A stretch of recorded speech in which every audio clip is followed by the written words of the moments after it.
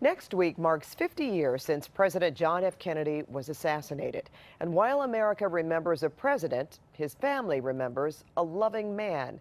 I sat down with his nephew, Christopher Kennedy Lawford, who told me about growing up with Uncle Jack. We stand today on the edge of a new frontier, the frontier of the 1960s. First memory that you have of your Uncle Jack? I think it was the convention. The frontier of unfilled hopes and unfilled threats.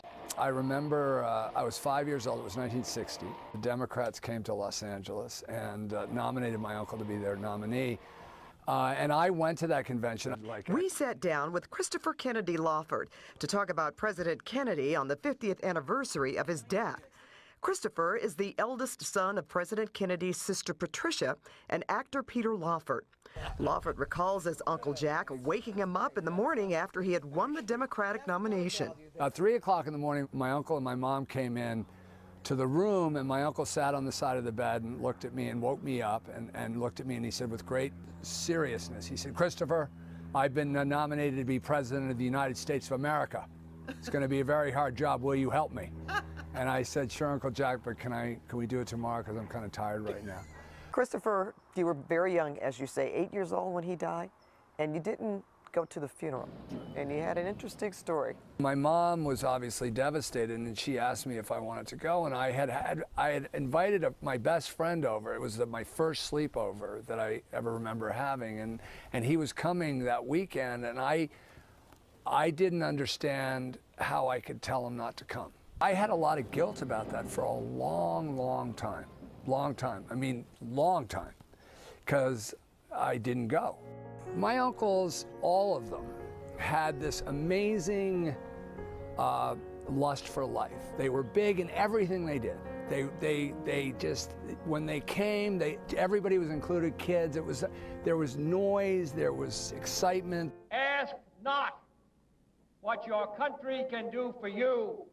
Ask what you can do for your country. Gallup poll in 2010, John F. Kennedy was the most popular president out of the last 9, 85%.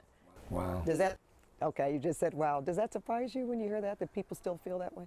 Yeah, because he had such a short presidency. Obviously, he touched something, I think, and you know, when you think about the 60s, but you think about what we went through as a country. I mean, the loss of our leaders, the Kennedys, Martin Luther King, and the war in Vietnam, and all of it, and then, you know, Nixon. I mean, it's just that we were able to survive. Do you think at that time before November 22nd that this country was in a better place, where people had more confidence? I think the thing that we don't have today is a belief that all of us have to, you know, lend a hand. The ethic in my family was public service. It was always about giving back to people who had less than you did. It was always being conscious of the fact that we were enormously lucky to have what we had. Or you were quoted as saying that because of his own health issues, that really increased his sensibilities about the needs of other people. He used to say to us, he goes, "People who achieve great things in this world overcome something great." And you know, that's one of the things that I talk a lot about in my advocacy in terms of mental illness and addiction. Lawford has spent much of his life in both Hollywood and Washington. He is an actor, lawyer, and activist.